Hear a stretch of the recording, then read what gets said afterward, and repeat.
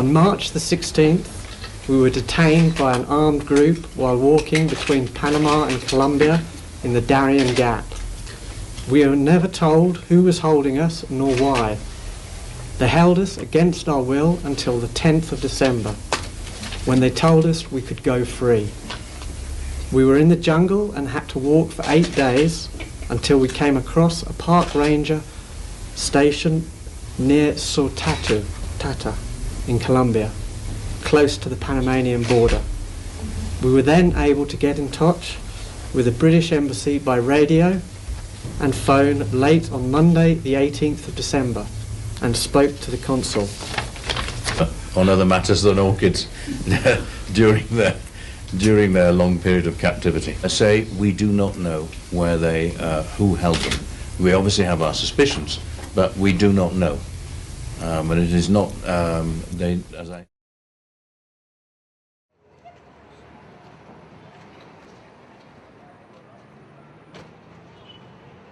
We have different destination of tourism, and it happened in one place. And I even had a group now coming from British, and they have heard of this, and they were a little bit worried at the beginning, but I have explained the situation, and it's taken over. And now they decided to stay and do the tours. Chatting about going to get the avocados. Come. Okay. That's okay. And you know the avocados that you had in the plants out of there for me. What happened to them? Yes, avocado. In January, I was due to go to the area that the hostages had been taken.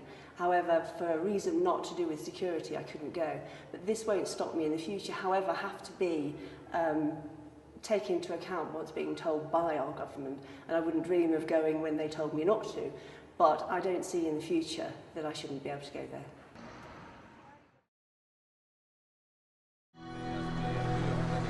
From a cave in Somalia to a cafe in London. They're worlds apart for journalist Colin Freeman and photographer Jose Sendon, who both spent 40 days held hostage in the African country.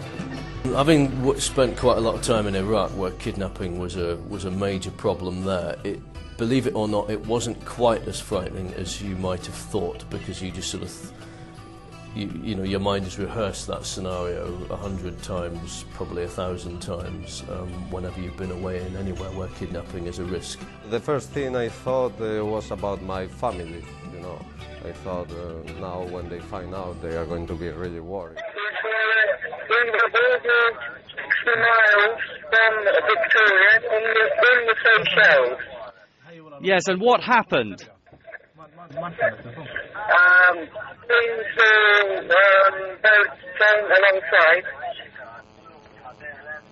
I was off the fleet,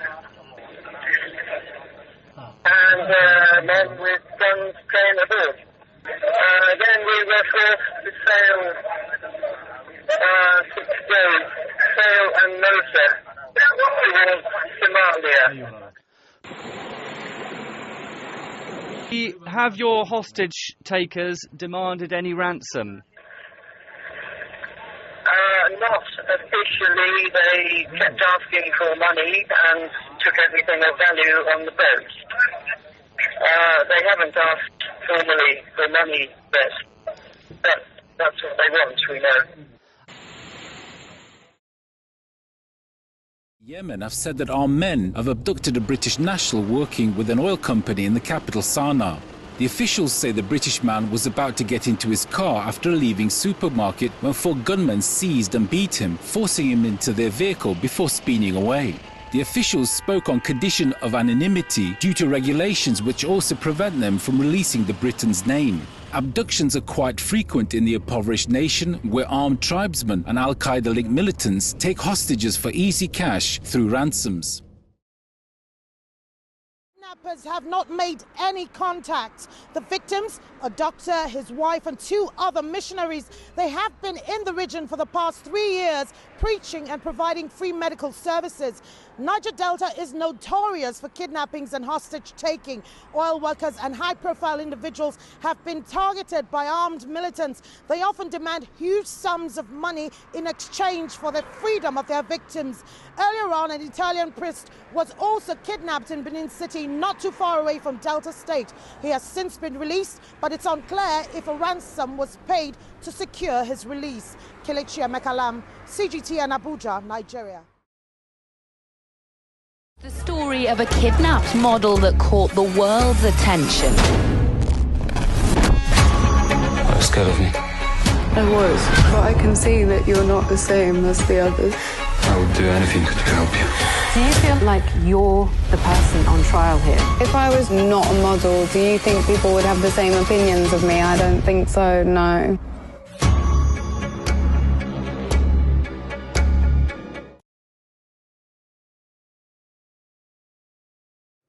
Let's return to a breaking story now, and in the last hour it's been revealed 2 British tourists who were held hostage in the Democratic Republic of the Congo have been released.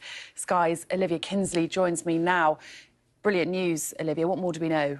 Yeah, so this is breaking and obviously very, very good news that these 2 British men, both tourists who were kidnapped on Friday, have now been safely released. We know that they were kidnapped in the Virunga National Park in the Republic of Congo, which is a renowned gorilla sanctuary. We understand they were visiting there as tourists. It covers about 3,000 square miles, is a UNESCO World Heritage Site, and is on the border with Uganda and Rwanda. And we've just had a statement from the Foreign Secretary Boris Johnson, who says, "I am delighted to announce that 2 British nationals who were held hostage in the Democratic Republic of Congo have been released." He says, "I pay tribute to the DRC authorities and the Congolese Institute for Nature Conservation for their tireless help during this terrible case."